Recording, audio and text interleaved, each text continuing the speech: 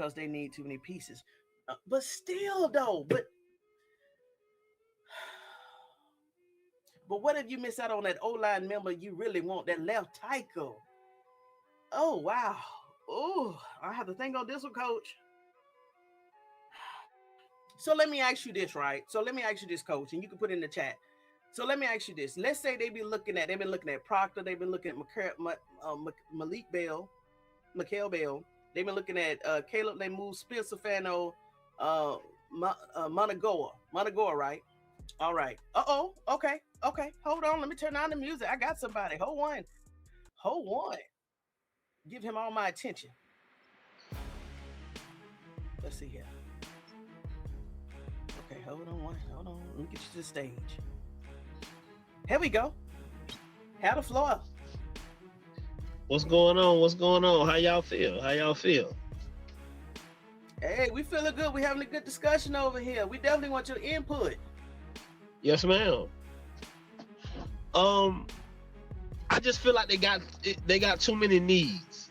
They got a lot of needs, and just to say that at the 6th pick, there's nobody unless you saying that we gonna get the best receiver that's in the draft right now. Just saying we gonna just draft a receiver at that pick. If somebody like the Cowboys gonna want to come up, they gonna probably give you their 1st round pick this year, maybe they 2nd next year, and they 3rd, and probably another pick this year. They gonna give you probably 3 picks. So I like the draft. This draft has a lot of good receivers. So at the end of the day, I think we can find a good receiver in a later round. If Proctor doesn't, the only way I say that, the only tackle I like personally is Proctor. If Proctor's there, okay, I can see us probably staying them staying there to get Proctor. But if Proctor's not there, the other tackles, everybody in the same boat, right? And so you don't went out and got 3 offensive. You don't went out and got 3 offensive linemen. So I just think we can trade back, get more picks, and get more help. When you got a lot of needs, you got to try to fill all the needs, and not we just sit here thinking about one guy. Because here's what people do: if this guy doesn't pan out and you got pick 6, everybody upset. So I just rather them just go back and get more picks. If that's what we can do. Now, if you're not getting what you're looking for to move out of 6, then you pick whoever the best person is on the board. Whether that's Jordan Tyson. I seen somebody in the chat say Coach Prime said something about Jordan Tyson, I guess earlier today or something like that. I like Jordan Tyson. Again, I just think it's a lot of good receivers in this draft that you don't have to. Okay, so my question was, you say you like Proctor out of all the left tackles. What is it about Proctor that you like over all the other draft prospects? Again, I watched that kid since he was in high school. Colorado had a chance to get him. Alabama had a little more money and it was a little closer to home. So this isn't like I just watched this kid grow. Hold on, whoa. Did you say, whoa.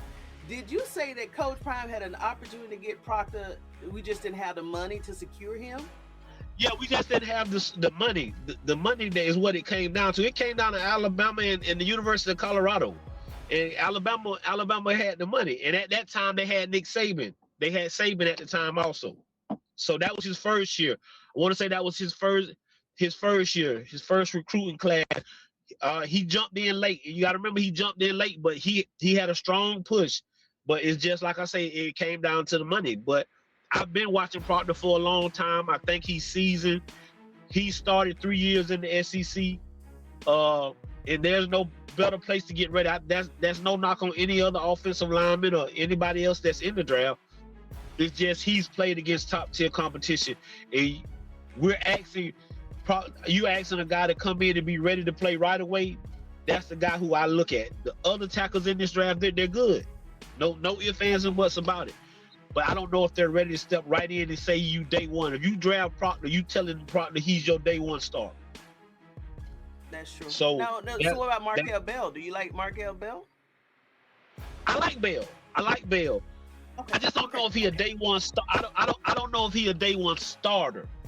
And they already picked up some guys. So it's not like even if you draft Proctor, he's just not gonna walk in the door and start. You know what I'm saying? Right. But I just think he has the best chance. But again, if I'm sitting at 6 and I'm AB, I'm letting everybody give me their best offer. Because it's not just the Dallas Cowboys. You're sitting in a nice spot to where it's gonna be multiple teams throwing offers your way. So that's true. You sit back, you see what's the best offer. You look at your team. That's the biggest thing, is they done had a chance to look at their team for the last 2 weeks, see what they like, what they don't like. Monk can move things around. But like I said, I think it's a lot that they need on offense. I like where they are on defense. You can just get a few more pieces on defense, but I like where they are on defense. I just think they need to do more on offense. And this receiver class is heavy. In my opinion, Sincere Brown just didn't get the opportunity at Colorado last year. And you don't have to draft him, but you can pick him up as a free agent. And I think he can do that's what I'm saying when I say this draft class is heavy with wide receivers. So I like Branch. They say Branch a day 2 guy. So what it's saying is, if we can get enough picks to where we can make sure we can solidify getting a Branch, getting some more offensive linemen, then I think you're in the best conditions for to get what you need. But see, everybody else, we was just happen to talk about wide receivers. Okay, go ahead. Yes, ma'am. No, go ahead. What you said? No, I'm listening. No, ma'am. Go ahead. Oh no, so we was leading off with offensive line members, and then we went to wide receivers. So when you came into the conversation, we had already said that Andrew Berry should prioritize Shedeur Sanders safety first, and then we started talking about the wide receivers. Now my whole thing is, of course, is offensive line. And I watched the combine, and you're right about Sincere. I watched the pro day. I saw the numbers that he put up, and I actually went to the combine. If Sincere, what he ran a 4.38 or 4.35, he would have been in the top 10 at the combine. He just didn't get the opportunity because we feel like they had a grudge against Coach Prime. So I hope he gets picked up in the 4th round and the 5th round. Well, that's what we hoping. The numbers. The number, because y'all are right. They I got to go through this maybe a couple of years ago. For those who follow me for a while, people know that Anthony Richardson is my kid. I coached him in high school. I coached him in Little League. The 4th pick for the Indianapolis Colts. That's my kid. That is my jit. I coached him in the Little League since he was 12 years old. I coached him in high school at Eastside High School. You see, I got Eastside on my shirt. He went to Eastside High School, went to the University of Florida. That's my kid. So I've been through this, and I know the ropes of it. You just got to be high on people's boards to get invited to the NFL draft. It's a business. It is a business. It is definitely a business.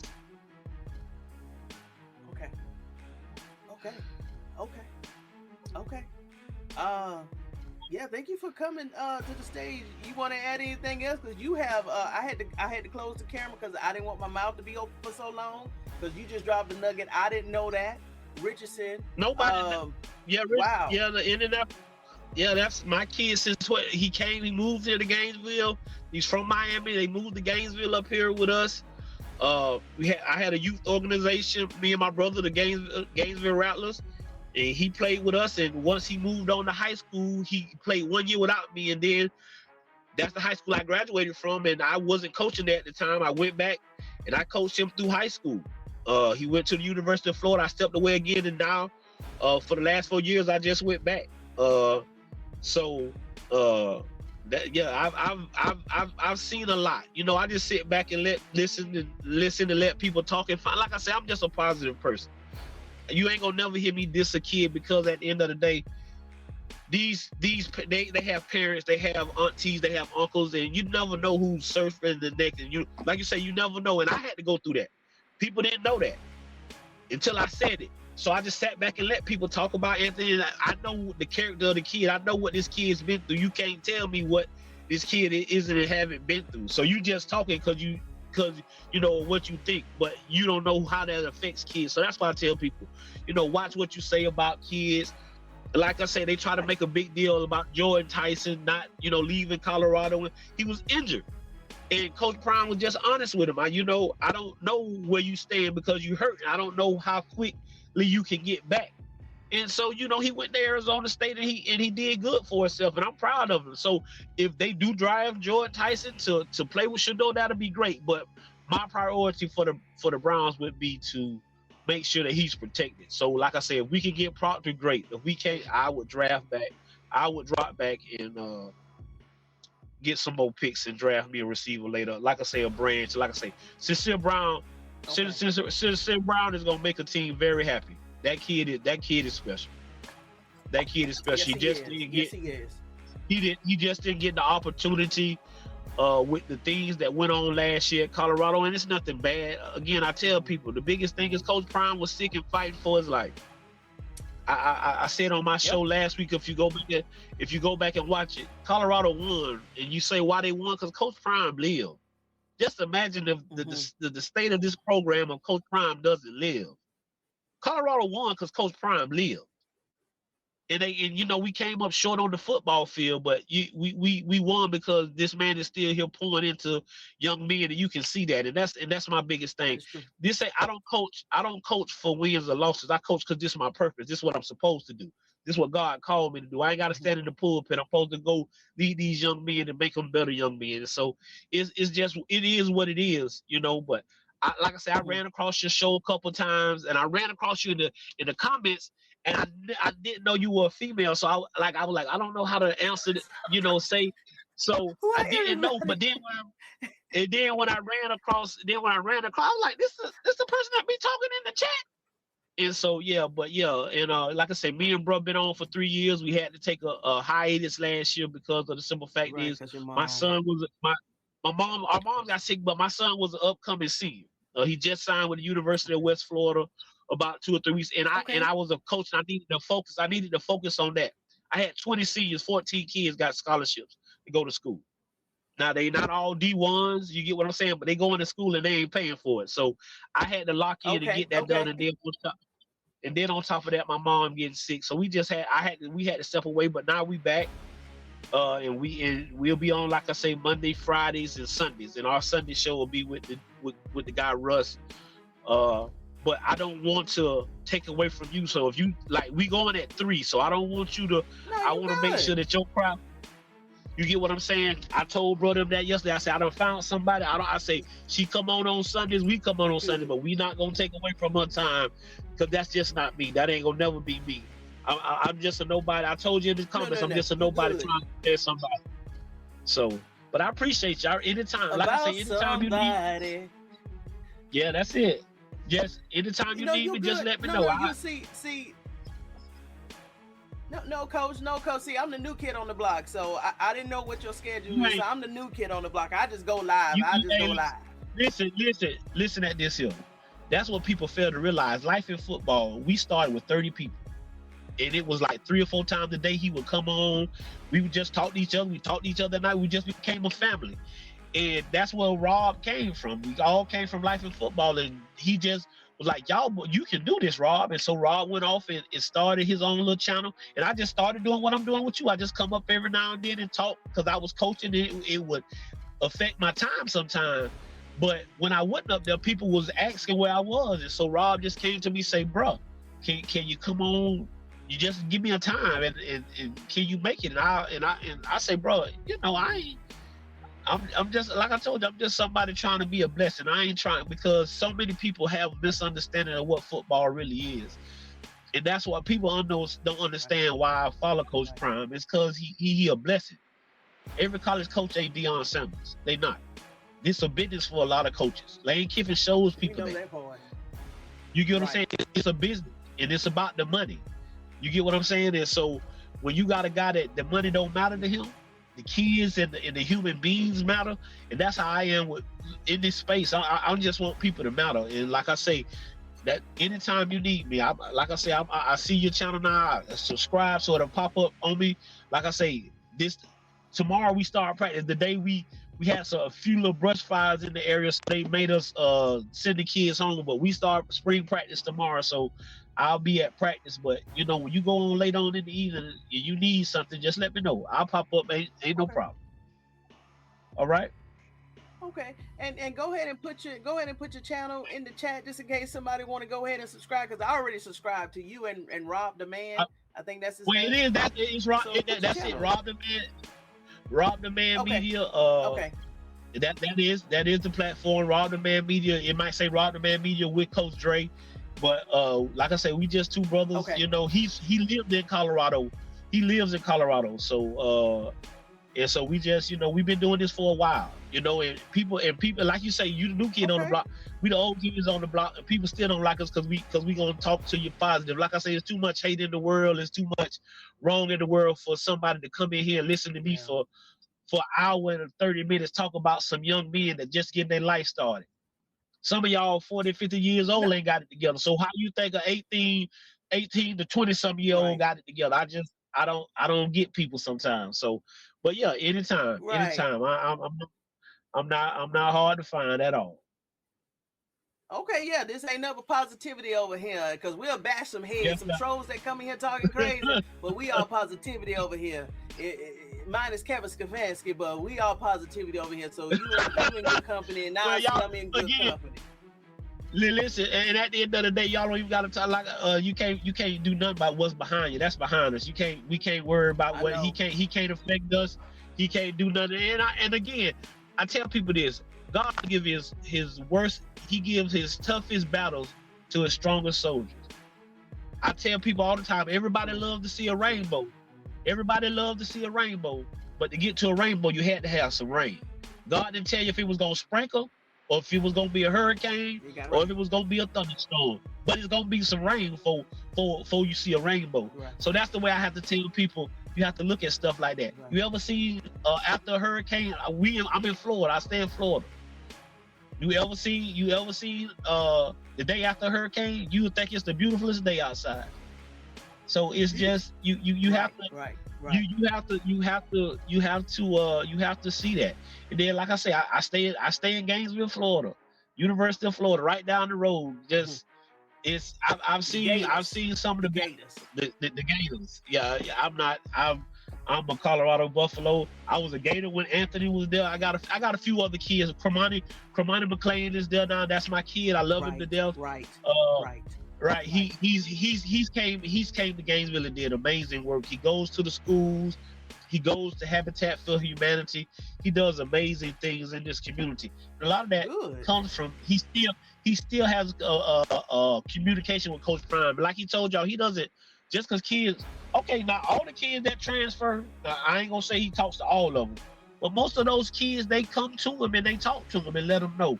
And like I say, a lot of the kids that leave Colorado, it's more about the financial. It's not about it's the money. It's the money. It's the money. Like you say, when you got parents, imagine this, what I tell y'all before I go. Imagine a kid from the neighborhood. I say the neighborhood so people understand. We ain't come from no money, right? So $100,000 gone real quick. When you get that $100,000, you get what I'm saying? You're trying to get mom out of debt. You're trying to get a car.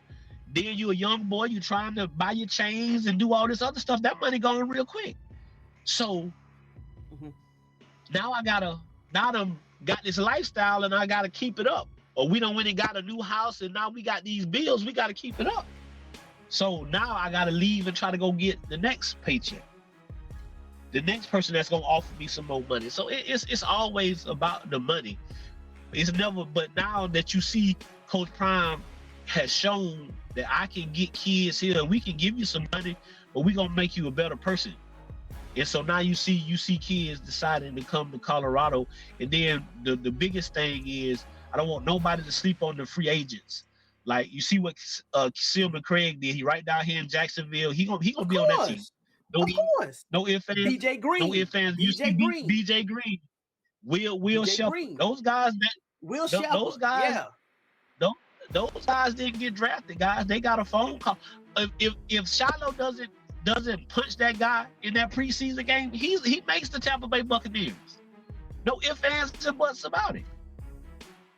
You get what I'm saying? So it's about the way you doing it. You got a few of the kids in the Arena League doing good right now, and Bentley is in the UFL doing real well in that league.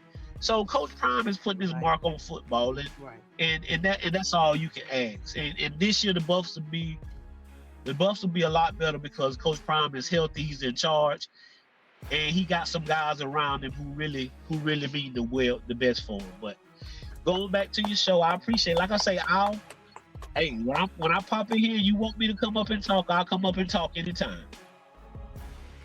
All right, hey, before you leave, I just want to make sure we heard you right.